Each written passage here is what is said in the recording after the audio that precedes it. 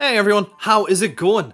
So today we're looking at the Vienna Gambit. Now you might be thinking, didn't you make a video about the Vienna Gambit, like right at the very start of this channel? And the answer is yes, but I've remade it for a couple of reasons. First is because the audio quality is real bad on that. It was just recorded on my laptop inbuilt mic. Now I've got a better mic, I can make it sound a bit better. I also feel like I left out quite a few lines and variations, so we can go into a bit more detail. And finally, it's because Ali requested this video, and I didn't realise that I'd already covered it, and then found out at the end that I had already covered it. Died a little bit inside, and then I saw Ali had a second comment, which said, I actually mean how to defend against it, and I died even further. So I'm currently remaking this introduction to explain this, and I'm just putting it out anyway because I've spent hours on this. So, here is the remake of the Vienna Gambit. Ali, you better be grateful. So what is the Vienna, I hear you keenly ask? Well, my cheeky chess chums, let me show you. Vienna is an e4, e5 opening, and normally when you've got this, you'd be wanting to bring up the horsey here to the f3, just looking at piling on the pressure on this e5 pawn. However, with the Vienna, what we're doing is bringing out the horse here to the c3. With this being the Vienna Gambit, what we're going to be planning on doing is pushing forward the pawn here to the f4. A lot like the King's Gambit, but I find this to be just quite a bit safer than the King's Gambit. It doesn't have quite as many pitfalls with it, just because we're always just a little bit more developed here. Now, most common thing that you're going to see black do is for them to come out with a horse e2 here to the f6. And this is where we just smash straight up with that pawn on the f4, going for the Gambit. Now, best thing for them to do is to just leave it. But first we'll have a little look at what to do if they take. Well, if they take, all we're going to do, we can grab that any time. That's absolutely fine. The entire point of the Gambit is that you can just take it back. While it's a Gambit, you're still going to be getting it. So it's not a huge loss that we've lost that pawn. Don't bother pushing forwards yet. While it is tempting, yes, to just go and try and gobble it straight back. Try and push this guy out of the way. So get the pawn and just push it straight forwards to the e5. Now, let's have a little look at where this horsey can move to. Well, he can't move there because of this. Can't move there, again. Can't move, oopsie daisy. Can't move to here, again, because of the queen. And again for there. The only thing he can do is to run away and hide. And when it comes to chess principles, last thing you want to be doing in an opening is to be moving the same piece twice. Unless there's a good reason to, where you're going to end up like with a good lead in development. But in this case, he's moved a piece and then had to move it back to its starting position. So we've already got this great lead in development here. Now from here, just follow your chess principles, just keep developing, so get your other horsey out. And all we're doing really is just kind of getting really good center control, just keeping this pawn nice and protected as well. And like I say, we can gobble this guy up anytime that we want there. Best move for black here is for them to push forward the pawn, and Stockfish agrees with this. And there's a couple of things that we can do. We can either... I wouldn't take. That's the last thing I would be doing right now. We can either push forward the pawn to the d4, or we can get the queen out to the e2. Both of them, you end up in pretty similar positions, so we'll have a little look at both. We'll start with the d4. If they do that, then if they go and take, don't take back just yet. Keep the tension there, because if we take back, he'll come down with his queen, do the exchange, and yes, we can take it back with our horsey, but we're moving pieces over and over. And we really want to be keeping this keeping the tempo going, try keeping it on the aggressive here. It's a very, very aggressive opening. So, get your queen, and now bring it to the e2. And we're now pinning the pawn to the king, stopping them from capturing there. Best move for black is for them to come down and get a little pin in themselves, like so. Don't worry about it, that's absolutely fine. I would just go straight up and capture, pop them in check. And normally what you'll find them do is, they could come across like so, but if he does, then we're just going to go and take that and just kind of demolish his king side. So best thing for him to do is to come out with the queen like so. Obviously pinning our queen to our king, as he is as well. Don't bother taking just yet, because we'll take, he'll then be able to capture, develop a bit, and he'll be able to castle off to safety. Just leave it for now, and just get your bishop, and now we gobble up that pawn. Gobble, gobble, gobble, gobble. And if he goes ahead and takes, then we can just take back with the bishop, and we're piling on pressure this way, and we're piling on pressure this way. He's going to lose a pawn either way. We're in an absolutely fantastic position from here. If you look at the analysis bar, we're plus 2.2 in lead, because look at how developed we are. They have a bishop out. everything else is on its starting position. We have 1, 2, 3 minor pieces out, we've got a pawn out, we can castle off if we want, and we've got really good movement for the bishop there. We're in such a dominating position, and we should win from here. Just bringing it back to here, like I say, alternatively you can, instead of pushing this pawn forwards, you can just go straight for the queen to the e2, and they now can't come down with this because it's blocked. He could take if he wanted to. Stockfish is saying that the best move for them is to get out the bishop to here, mainly because then he can look at eventually trying to get this out and just castling off here. From here, I would now just push forward the d4. And if he does the exchange, then as before, we can just come up with the queen and take. And now he can come out with the horsey to the f6. Obviously, he's now a lot easier for him to castle off to safety, but that's fine. Gobble up this pawn once again, and if he goes ahead and castles, again, we're very far ahead in development. He's not as badly off as he was before, but he's still in an okay position. But while we have this lead in development, best thing for us to do is to just try and maintain it. So I would just go ahead and take the pawn. We're backed up by the bishop, and if he takes, we can then just go right ahead like so. And yeah, we're in a pretty good place right now. Our plan from here really would be, I'd be castling off to the queen side over here, you know, getting this bishop out, and then just launching this attack on the king side. And yeah, like I say, we should have a pretty good time. So yeah, basically, if they accept the gambit, it's just losing for black, because they end up in just such a rubbish position there. Now, we don't have to follow all of that. Obviously, there's a few ways it can play out. You could just get your bishop out straight away if you wanted to. You can do whatever you want, really. Essentially, either way, we're going to have a massive lead in development. Main thing to remember, though, is just be aware of just moving this horsey out the way, because we don't want this queen on the h4 check. That's going to scupper a lot of our plans. If he does manage to get it out, so just, I don't know, let's just say, for whatever reason, like we do this and then this, you can just see it drop down straight away, because he can get that queen h4 check in, and we are now a little bit buggered. Because now if we push forward the pawn, he can then take. We can't take back because he'll just go ahead and take the like so. Yeah, it just kind of ruins our plans. We have to move the king out of the way, and really the best place is king to the d2. And you can see now they've got a fairly hefty advantage on the go there. So just always be aware of that, and don't move this guy unless you have to. Unless your king is, you know, nice and safely off to the side. Then move your horsey till your heart is content. Now, what black should be doing, like I say, is declining. And the best move for them is either playing d5 or d6. Just try and solidify the centre a little bit there. And like I said, either try and solidify that pawn or go a little bit on the attack themselves. Something that you will see fairly often is with fairly newer players is them deciding to bring out their horse, thinking that they're doing a kind of 3 knights kind of thing.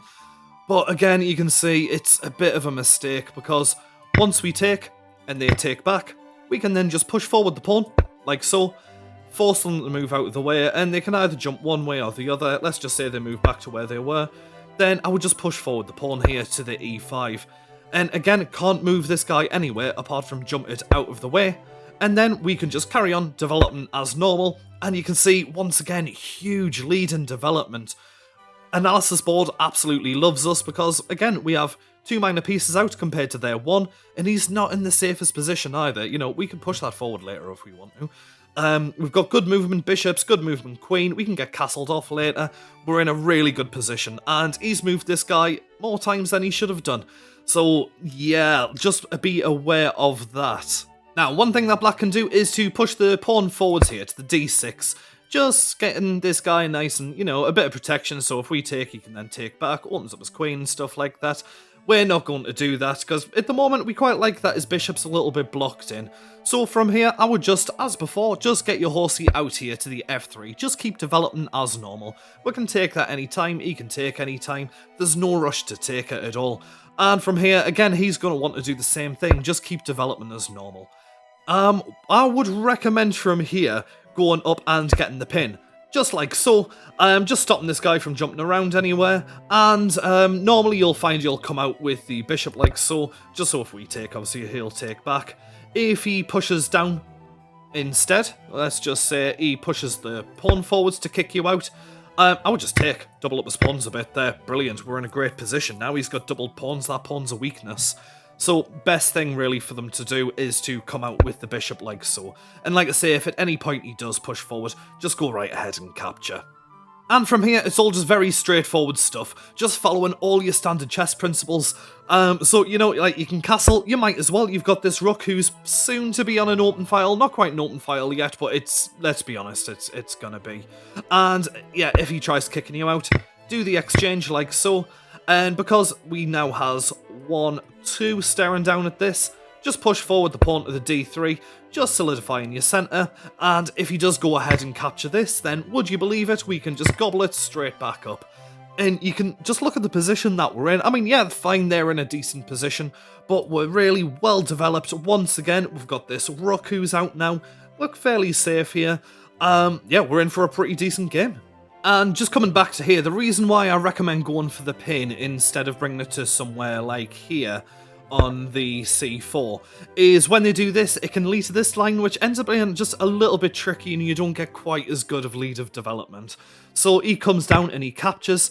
Once we capture back, he can then push forward, kind of attacking both of these, and that pawn is nice and safe because of the queen there. I mean, we can take and then he just takes back. I would just go for the pin. When he takes, then just jump up with your horsey like so.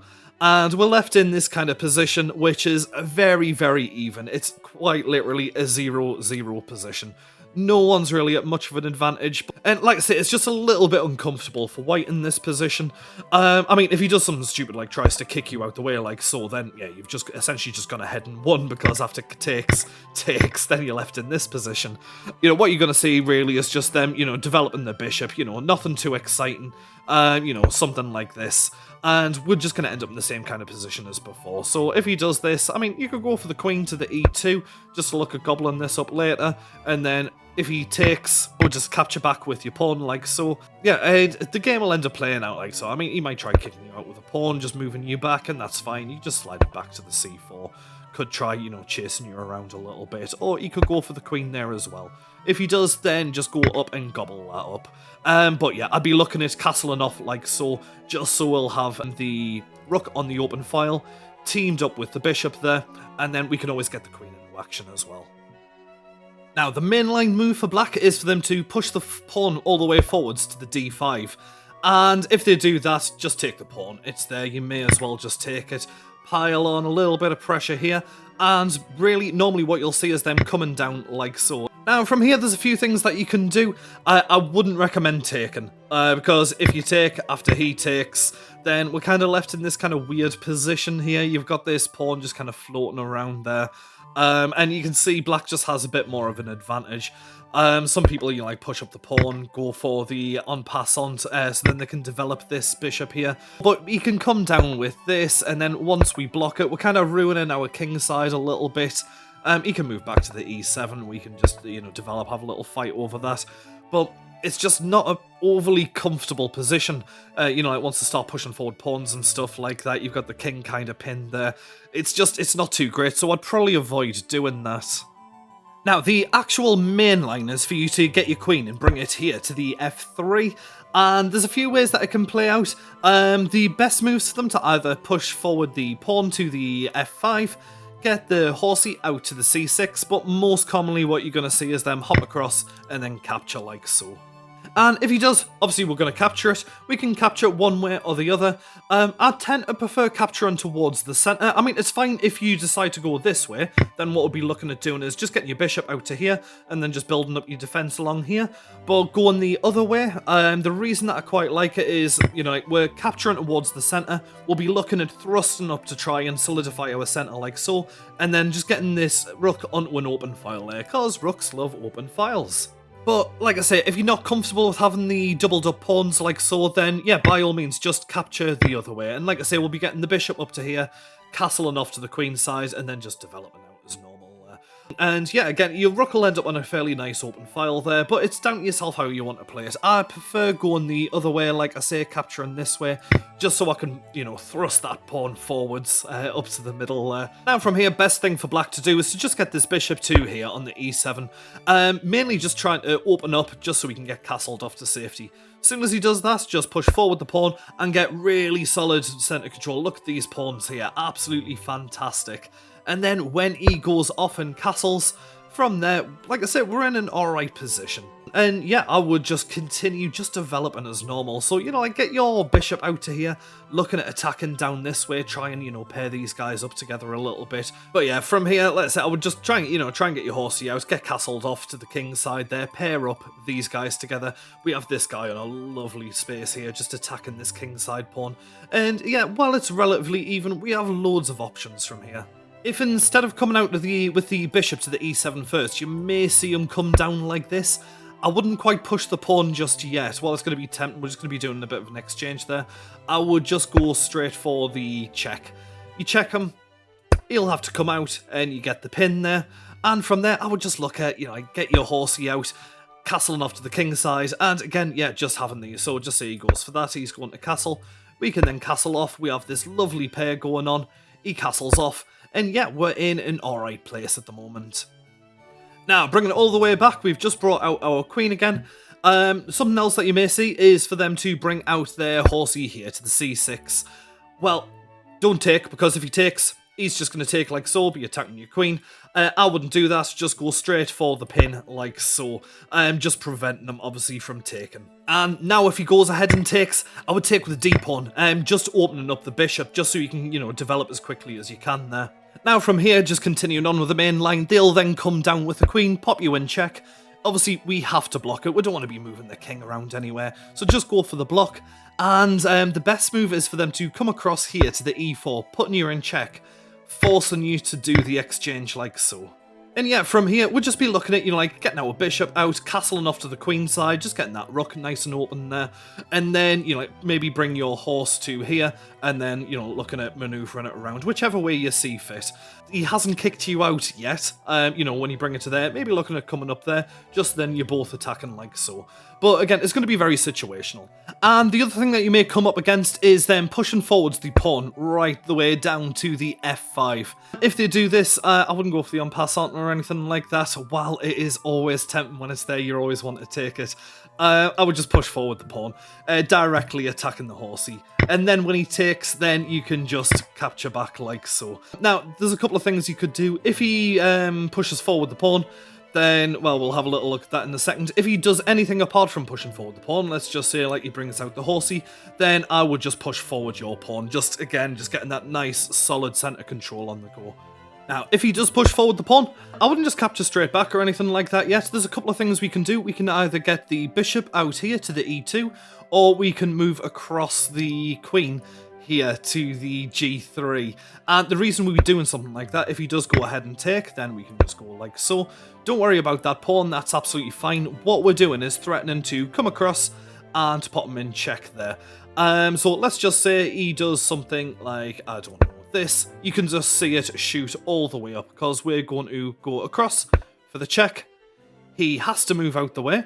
I mean, he can try and block it, but if he does, then he is in for an absolutely awful time. Because after takes, and takes, he has to move out the way. The only places that he can move is here, so let's just say he goes to the d7.